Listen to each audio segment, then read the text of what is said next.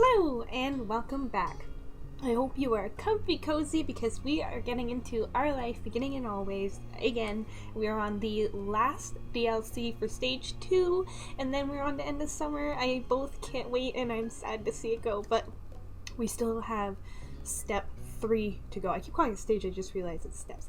Step 3 to go after this, but let's get into soirée, our next one in our DLCs. I can't believe it. I feel like it went so fast and yet took its time where you learn everything, but it feels like it's going back so fast.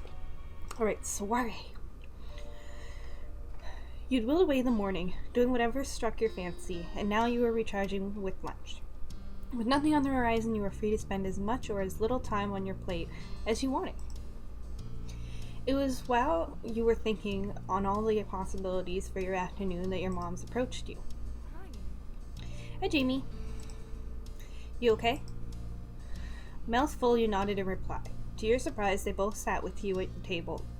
Based on the time, you had wondered if they were joining you for a meal, but neither of them brought anything. Great! We wanted to have a little chat with you.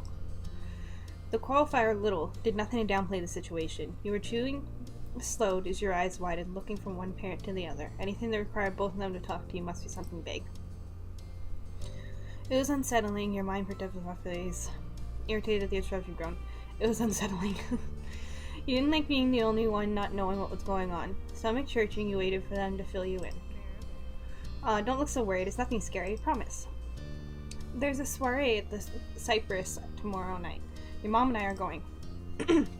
Cypress was a country club your moms were a part of, where Elizabeth played golf.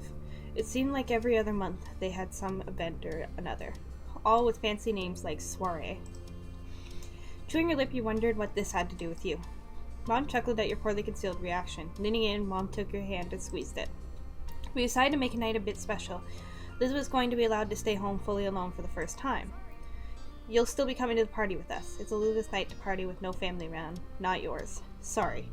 You've got to wait a couple more years. That's not fair. You're disappointed news. Alright, I can go. What's the soirée going to be like? What's the soirée going to be like? The usual. Well, mostly. We wanted to make a special night for you, too. So, we've got something a little extra planned. That was unexpected. Interested. We listened. Your parents shared a look across the table. You cleared your throat, reminding them that you were waiting. They couldn't keep dropping such hints and then turn coy when the conversation was about to get good. Since it's a pretty fancy party that's still chaperoned, and the attendees are allowed to bring a guest, we thought it might be a nice opportunity for you to invite someone yourself as a date, if you want. Your eyes widened as the words sunk in. Your mom's continued, and it was a struggle to keep up. Ooh, a date! Ooh. Even though we'll be at the party too, you don't need to worry about us getting in your way. You'll be free to eat, dance, and enjoy the music as you see fit. That sounds like fun. But no leaving the property. Mom nodded at Mom's interjection. Yes, as long as you don't leave the party, and you'd rather bring just a friend, that's an okay too. That's amazing. How disappointing. You didn't even know to act. That's amazing. The mess is lit up because your parents shared an amused look again. The soirée isn't until tomorrow, so you've got time. Just let us know your plans before we're heading out. And that's all. We'll leave you to your lunch now. Your moms rose from their chairs in unison, disappearing to another part of the house. You barely noticed their departure. All you could think of was what was just happened. The remnants of your lunch stared up at you from your plate. You felt that you had finished eating. You had lost your appetite. You were glad to be back to eating. You finished eating. Conversation had taken your mind off the meal, but you opted to try to eat a little more. You picked up the plate for a little while longer.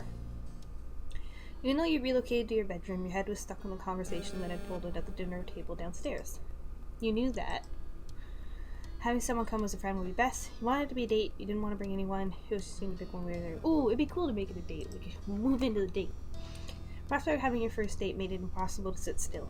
You couldn't help but jiggle your foot as you laid on the bed contemplating the possibility. The night being a date would mean actually asking someone out. The little you knew of that came from what you'd seen on TV and movies, and what you'd heard from the kids at school. Moms hadn't even entertained the idea of you dating until now. You went over possible words and phrases in your head, sitting up in the scenario in smooth segues before tearing them down and trying something else.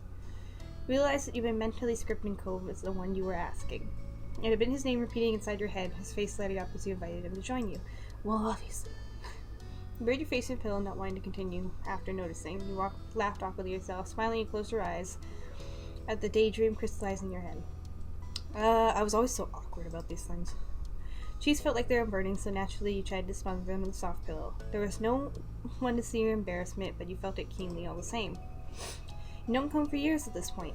He was someone who existed in your small part of the world, and it was okay.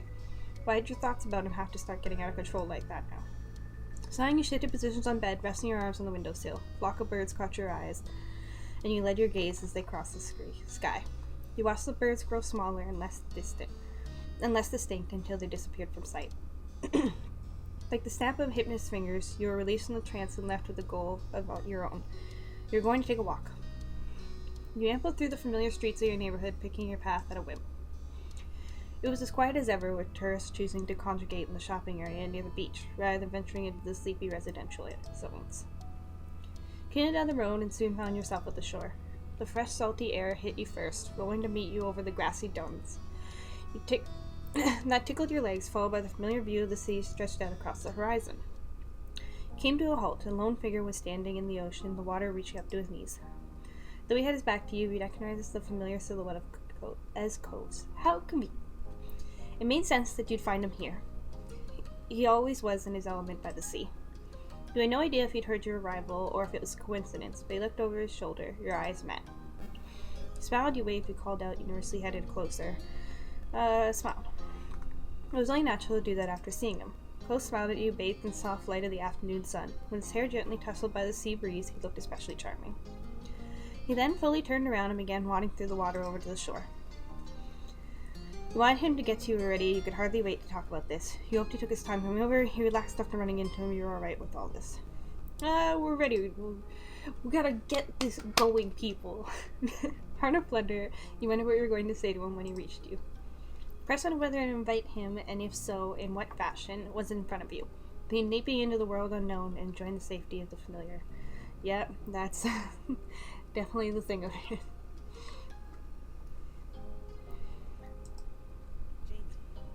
Oof. Hey Jamie, are you free right now? Well, not exactly. Well, yeah, we are. My mom's taking me to soirée tomorrow at the country club. Well, that makes us free today. It's kind of a strange segue, but you wanted to get right to the point. A soirée, huh? Sounds exciting. He was smiling politely, but you could tell that your outing mentioned hadn't sparked much interest.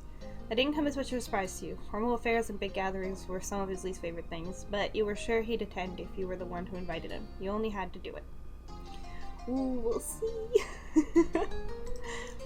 Tilted his head curiously at you.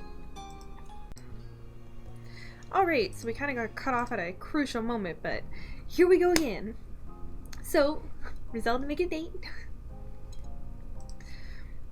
Cook needed to watch you expectantly. It was kind of a thrill to keep him in suspense. Jamie?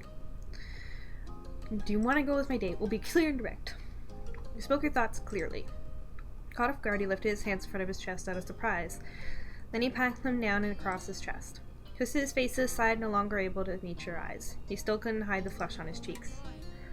Are you serious? I mean, serious is something serious. It's very serious, is what I'm saying. His lips were pressed tightly together, preventing any more words from slipping out. You could tell that he was nervous, but that was always easy to pick up on him. With another moment, he inclined his head, dipping in a nod so slight you might have missed it had you not been able to tear your eyes away from him. Yay, really? Thank you! Cove closed his eyes, trapped in an awkward pose. He was gripping his arms so tightly that his skin around his knuckles was really taut. Are you okay? Cove exhaled at last, letting out a sigh that stretched into another tense silence. His stance loosened, his arms stayed across his chest, but he was no longer clutching them like a shield. He didn't want to be the one to break the quiet.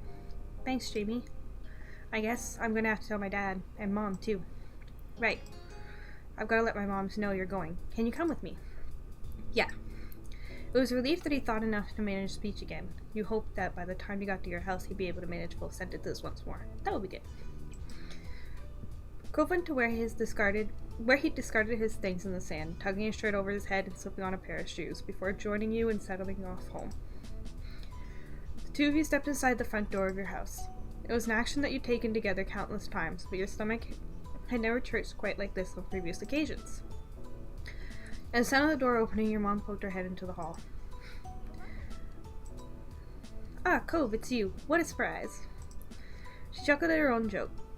Cove was always there, and she knew how close the two of you were. Bringing anyone other than him back would have been an actual surprise.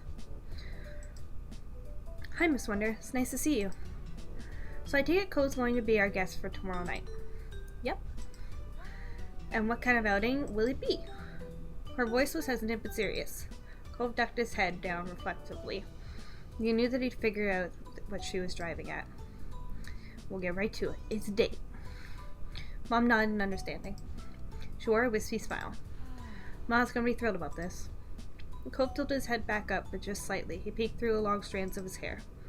Just her, Miss Wonder? Even if you'd not been able to see his wide, worried eyes, you would have heard the anxiety in his voice. Your mom sighed and patted him on the arm. Oh, Cove, you're a great kid. Most parents hope that their kid meets a special person someday. She glanced aside, a weary expression on her face. Someday is the real key word there. She turned back to both of you. But you just had to move in right across the street at 8 years old. Mom crouched down, shaking her head and put her hands on each of Cove's shoulders. Cove, I hope you're planning on being very good to Jamie, and I'm not just talking about tomorrow night. She nudged him playfully on the cheek with a fist. Cove, who had been blushing when all this began, was now as red as a heirloom tomato. Okay, yeah, I was, or will. You're making him uncomfortable. You crossed your arms over your chest and frowned at your mom. Was she trying to scare Cove off before you'd even had a chance to go out with him? Go out with him? So cute. He didn't speak further, his eyes locked on the shuffling feet. As he rubbed the scar on his arm, the redness remained intact. Okay, I put Cove through the ringer enough. The big day isn't even here yet. He wondered if that meant she intended to give a repeat of this performance tomorrow. You were afraid to find out. Oof. I'll give your folks a call and get everything squared away. She headed off to get the phone, leaving the two of you alone. Cove's eyes darted to you and he shot you a quick, delicate smile before staring at the ground again. I'm going to go across the street, talk to my parents. Okay, see you tomorrow. Bye, Cove. He retreated for your home's entryway without another word, and the rest of the afternoon passed by just like that. Back in your room, your mind was alight with the visions of tomorrow night. The soirée was something, but not nearly as exciting as going on your first date. You were thrilled that Cove had actually said yes, that he was your genuine date to a party. You hugged your knees to your chest, overawed by your thoughts. The night couldn't come soon enough. The evening of the soirée had arrived, daylight hours having slipped away in a blur. Up in your bedroom, you were getting ready for the big event. That was your intention at least, but you hadn't settled on an outfit. Stationed in front of your wardrobe, you scanned over the clothes you had at your disposal. Though Ma had mentioned this event was a bit dressier than a normal get-together, you didn't necessarily have to comply. I like to do the formal thing. You attempted to decide between the nicer pieces in your wardrobe, the ones that rarely had a chance to come out. You decided to dress formally because you felt you had to, honestly dressed up, to express. I honestly enjoyed dressing up from time to time. Obviously. There was something magical about the sheen of the elegant fabric and the cut of formal wear. Something that transferred everyone into more sophisticated versions of their normal selves, To start, you decided to wear, I usually go with a dress, although I've got some blouses and things. But dress tends to be the way to go. The one you picked was light and had sheen. The silky material seemed to glide through your fingers as you took it from the wardrobe. It was a perfect fit for a summer evening party. You began to dress, your fingers working stiff zippers and awkward fastenings. It felt different against your skin, reminding you with every moment that you were dressed up. Whatever happened tonight, you were pleased that you'd gotten the opportunity to wear this. Now dressed, you gave yourself a final glance over before heading downstairs, ready to head out. Found your mom's already waiting in the living room. They were putting the finishing touches on their outfits. Mom strapped her heels into stiletto shoes, and Mom trying to fasten a bracelet single-handedly. Ooh, they look so cute! They looked up as you entered. Oh, Jamie, you look so nice. Don't you think, Pam? I wish we could see ourselves. Thanks for dressing up, Jamie. I hope the party will be prepared for your arrival. You look sharp. Mom was still struggling with the bracelet. You lent a hand, literally, by taking one side and holding it as she secured the clasp. Thanks, kiddo. Mom was glancing over the clock on the wall, seeing where the hands were pointed. A frown creased her face. When's Cove going to be here? Do you know? He's getting here soon, probably. I'm not sure. I'm going to pick him up. I'll go get him now. Yeah, going to pick him up from his place. Oh, yeah? She raised her eyebrows, a broad grin replacing the other frown. It's very polite of you. Go sweep him off his feet. We want to leave in 10 minutes. Okay. Cove's house was mere seconds away from yours, making the warnings unnecessary, but you dutifully went out. After crossing the street, you found yourself at Cove's very familiar front door. You rang the bell, whose chimes was lodged in your head from all the times you've rung it over the years. Though unlike usual, Cove's mom, Kyra, was the one who answered it this night. Hey, Jamie, come on in. She beckoned you inside as if she was so excited to see you that words alone weren't enough. Thanks for coming. The boys will be right down. They're just in Cove's room. I can call them if you want. That would be great. It's alright, I can wait. Can I go and check your room? Well, they wanted us to not be too late, so we'll just say, yeah, that was great. Sure thing. She stepped over the opening of the hallway at the other side of the living room and hollered down. Cove, Cliff, Jamie is here. Cliff's voice came back, without its owner. Just a minute. Thanks. Hello, Jamie. You chuckled. It was longer than a minute, but Kyra easily filled the time by chatting with you about your plans for the night ahead. Oh, look at him, so cute with his little shirt. Hee. They're all so cute. A short while later, Mr. Holden strode into the room, giving you a wave. Cove pulled his face into a smile as he reciprocated. The tension in his face faded away. You watched him taking your outfit, swallowing and grinning at you again. Hi, Jamie. Hi, Cove. He opened his mouth to speak more, then paused. Cove checked the time using a clock hanging on the side wall and addressing his parents. We've got to go. He abruptly headed towards the door. He's like, I'm out of here. Where's the fire? Isn't there something you want to do before leaving for the dance? Cove froze, wincing at the call-out, while his dad continued to smile encouragingly. Curiously, he watched Cove expectantly. It was hard to imagine what he would want to do before heading out, or what you'd have time for. Your mom's warning about not taking too long echoed in the back of your mind. We can do that later. Right, sorry, I forget I said anything. Have a blast, you two. Bye. You ducked out, following Cove into the street.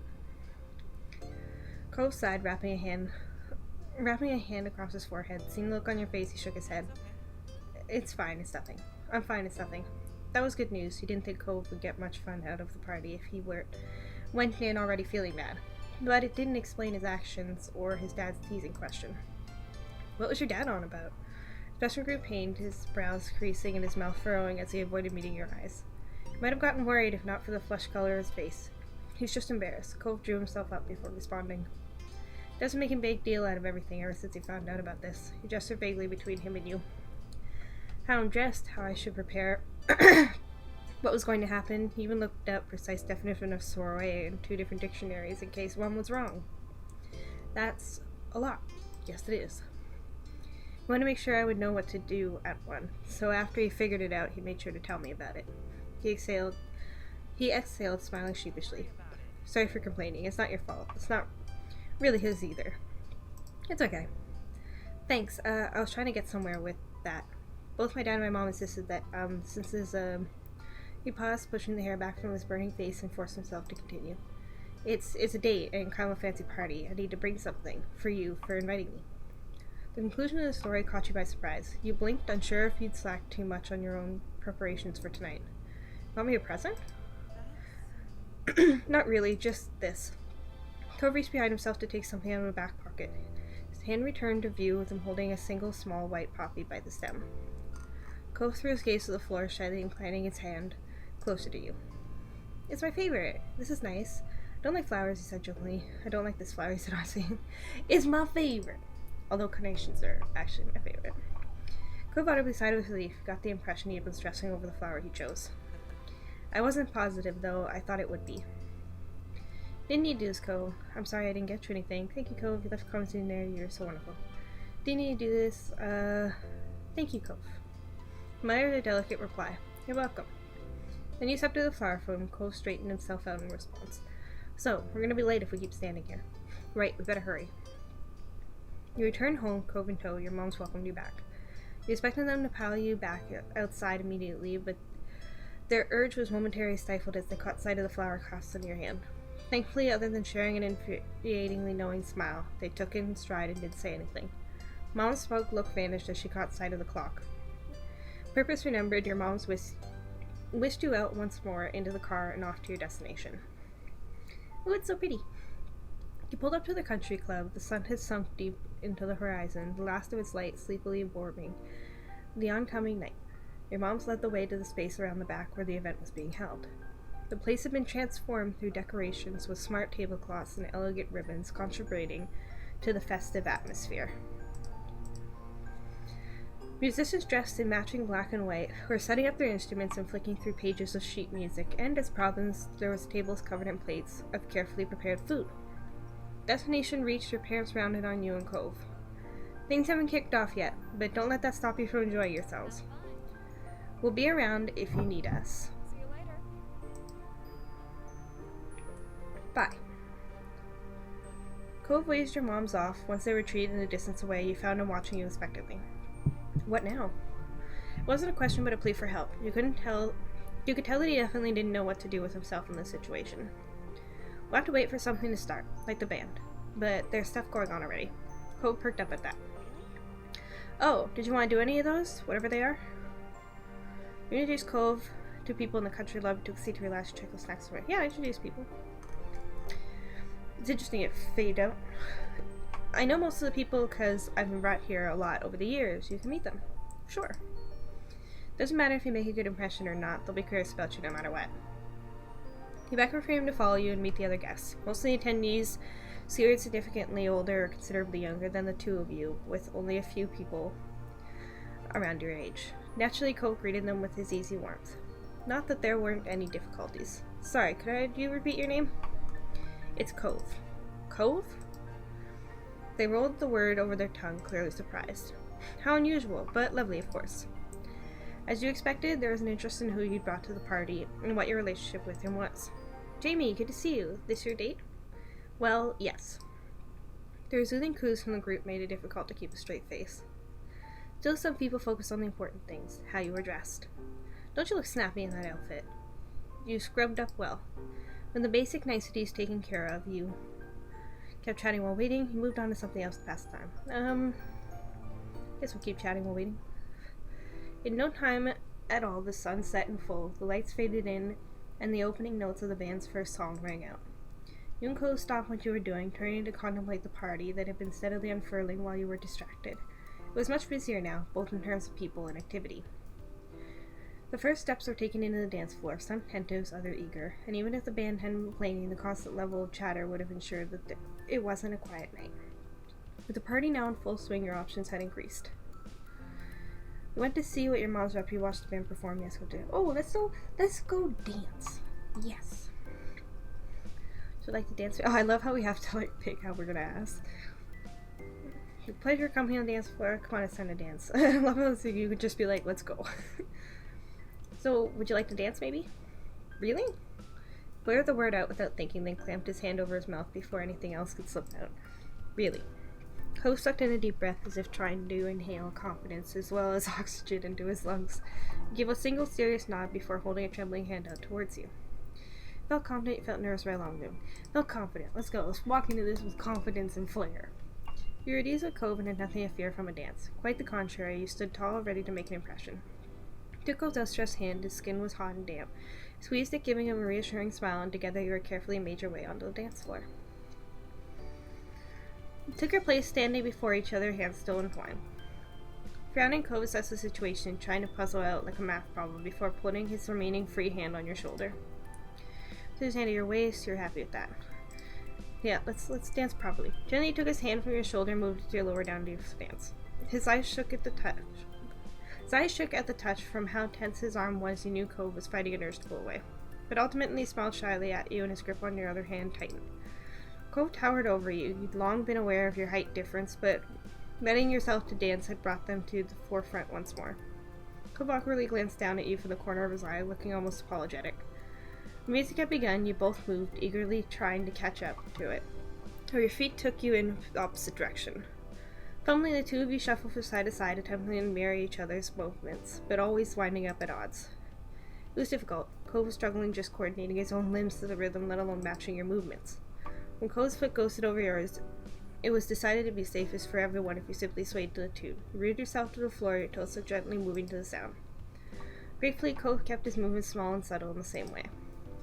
All was fine for a little while. You weren't going to win any dance accolades with Cove, but that didn't matter when you were treasuring just being so close to him. Cove stepped out of sync with the music. Oh, did my lights just decide to flick themselves right off? Come on, buddies. It's been a night of issues and technical difficulties and... Alright. Cove stepped out of sync with the music, knocking against you. He flinched back, nearly pulling you over in the process. He took a hand from him and held it up, halting proceedings so you could both catch your bearings. What's more, we just stuck to the hokey pokey. It's okay. Dancing's harder than I thought. I'm signing you up for dance lessons, Grandma. We should have stuck to the hokey pokey. Instead of laughing, Cove looked off. Maybe we should have. Then he took Cove's hands once more and gingerly resumed swaying to the music. Cove reluctantly followed suit. His steps small and apprehensive. He mumbled something quietly. This was a long song. Weren't sure how to take that, whether it meant that something was wrong or if Cove didn't really like dancing, or if he didn't like dancing with you specifically. It made the last couple of minutes of the song uncomfortable as you weighed up what to do and what to say to Cove. When the musicians laid their instruments down, Cove dropped your hands as if they were burning him, trailed off the dance floor as quickly as he could without breaking into an outright run. When we caught up with him, he said nothing. We tried to get him into doing something else, but listening to anything from him was now impossible. You focused over Cove, wondering how he was finding the evening. He sighed. It was so quiet and unobtrusive that you wouldn't have caught it if you hadn't been watching him. His gaze was roaming, and how far away from his eyes seemed. Whatever he was searching for couldn't be found at this party. He turned his face to you before you could say anything. I want to sit down. We can do that. Cove began to move and you instinctively followed him, yet instead of taking a seat at one of the free tables as you expected, Cove ignored them as he purposely strode out of the party area. Where are you going? Your call didn't seem to register with him as he continued forward out of the greens of the golf course. He went after him, trying to watch out for the uneven ground underfoot, and the clouds of earth dislodging in the games of golf were perfect for snatching unwary feet even in daylight. Up ahead, Cove didn't appear to have had any difficulty traversing the uneven land. He settled down on one little hill of the golf course. You joined him, still unsure over what was going on. Are you alright? And why are we here? What's wrong? Why Shake's out here? Look at us, breaking the rules. I guess what's wrong? Cove startled as if he hadn't acted on instinct, and your question had brought him around to reality again. Oh, sorry, I'm okay. It's nice over here. We won't argue with the statement, but it hardly answered your question. It would have to do for now. You can go back to the party. Didn't budge from your spot. From here, the party was just a glow haze in the distance. Didn't want to leave him behind. You're glad to take a break. I'm glad to take a break. Happy to be here. I want to rest a little. Cove nodded, recognizing your shared feeling. Now that Cove was more at ease, you tried to find out what had caused him to take flight in the first place. You've been thinking the words pained you, but you had to know the answer. Did going to the party with me make you uncomfortable? Logically, you knew that the issue was likely the activity rather than your company. You are strained with worry that you had been at fault, though. Was it because it made you dance? His abrupt departure from that was another indicator that something had gone awry. No. He shook his head empathetically. It's not anything I did tonight. It's definitely not anything you did either. Relief overcame you. You suspected as much, but with this being your very first date, it was hard to be sure. Cove attempted to fill in the gaps of understanding. I don't want to think about going back into the party. I just feel ready to go home. To your home planet? Don't try to running that far. You kept quiet. Sorry you're not having fun anymore. Should I get my mom's? To your home planet? Cove didn't appear to notice your joke, leaving your imaginary planet, Cove, all by yourself. You hoped it would be an aquatic world. Cove sat there quietly, gazing over the shadowy hills and valleys of the golf course, a comfortable warmth wrestling between you, tussling his hair. It was so far away from the hubbub of the party you could even make out the quiet sound of crickets chirping. This is kind of like how we first met. Do you remember? Yeah. Your impression of Cove during those early days hadn't been fond. It was so weird that it was a long time ago now. You thought back to the day when Cove first arrived in the neighborhood. He had run away from Mr. Holden, taking solace in the hills behind your house. That had been late too, on a clear night like today. Looking at the sky, you wondered if the stars that were looking down were the same ones as then. Cove's face was brighter, though you could still see signs of strain that had caused him to depart from the soirée. When he first sat down, he had curled up like a little pill bug, hunched over, knees pressed to his chest and arms wrapped around them. He unwound as you'd been talking, straightening up, his hands free to gesticulate. It was as though the two of you constructed your own little world away from everyone else, and he was beginning to perk up. The small smile that had crept onto his face was quickly ushered away by a frown. Can't believe I'm on a date. Cole followed up a statement before you could react. He spoke in a distinct whisper tone, as though you were the only ones in the world you could share these words with. After I said I wanted to come, I wanted to take it back. Not because I really didn't want to do it, but because, I don't know. It seemed like a big deal. It made me feel bad somehow. Starting to feel like I couldn't do it, even though I just wanted to do it. I guess it was sort of like having to give a presentation in front of class, even though it was just me and you doing something, like we always do. He charged on, his words streaming out. I still could do it because thinking about not being there and you, and what you might think if I did take it back, made me feel worse, way worse than whatever else I felt. I'm sorry, Jamie. I'm sorry I can't just deal with stuff like this, and I have to make everything so complicated. You don't need to apologize, you sadly hung her head. I'm sorry it made you feel bad. I don't want you to be here if you don't want to be here. He smiled at him. You don't have to come, you could have told me. You don't need to apologize. Then took his hand, then placed his hand on his shoulder, leaned against him, and they roughed his hair uncomfortable. Took his hand, tried to be light. His skin was cool to touch, his fingers coiled delicately around yours. He finally moved his head to look you straight on, eyes meeting yours. Thanks for inviting me, Jamie. You stared back at him, not comprehending. But didn't it make you feel bad? It did when I had to think about how I was actually doing it, but getting to hear that you wanted me to come made me feel good. He flushed and had to break the fragile eye contact. I want to keep doing things with you, no matter what, even if it feels weird sometimes. I don't want to stop being there. I don't want you to stop wanting me there. Because when I do whatever it is for real and you're with me, it always feels better in the end. It always does. You felt a tug on your hand and found Cove in the process of standing up. You joined him on your feet. What was that? Hey, give me a warning this time. What's up? Tilt your head. What's up? Cove smiled awkwardly, brushing some grass up the side of his pants. Oh, that's cute. I was so worried I had taken us down a very bad, wrong path.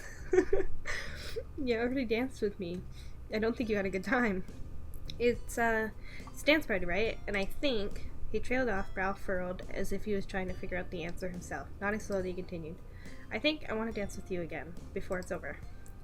With the only words he had to explain gone, he just held up his hand to you. His expression was soft. I want to dance with you too. Could you imagine? No thanks. Leave. So awkward. Then you reached for his hand and took it in yours once more. Cove bit his lip as your fingers entwined together, his cheeks reddened. You turned hand in hand, with the party reaching the end of a long evening. Dancing couples had become scarce. One pair among many were hard to notice, but now that the space around you would act as a spotlight, not that there were many left to watch you. He was still at ease, even buoyant by the dissipated crowd. This time there was a spring in his step as you walked onto the dance floor together. Cove kept holding your hand, and you had given him back on the little hill.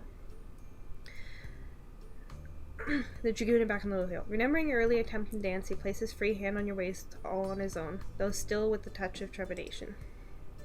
Cove hesitated while you waited for a sign. With the song in progress, before you stepped out to dance, there was no signal for the right moment to begin. The same thought occurred to Cove, who shrugged his shoulders with keeping form. Taking that as your starting point, you cautiously began to sway. Cove readily followed your example. You danced wordlessly, dimly aware of the music guiding you. You were more focused on Cove, whose attention was firmly fastened on you. I wonder how old we're supposed to be around this point. Unlike before, when he had nervously looked down at his feet as if trying to keep them in check, his eyes were steady. Didn't even allow himself to be shaken when your knees knocked against each other and you both briefly fumbled for your step. Instead he chuckled, and it was as soft as the roll of a morning tide. His lips curved into a shy crescent. You had been drifting into a dreamlike state, but that expression, one that you'd never seen before, pinned you back to reality. Your heart was caught in a clinch, held tight and yet straining with the effort of thumping harder than it had after any amount of physical exertion. As if in response, his hand began to hold yours with increased strength, pulled you ever so slightly more towards him. Thoughts about what it meant and what might happen when it was over eased, and both of you were able to simply have this dance. Time fell away as you took in the small moment. All too soon, the song reached its conclusion. You could have continued quite contentedly for some time more. You stilled one hand of yours in his. Cove showed no sign of moving either. It was hard to let go.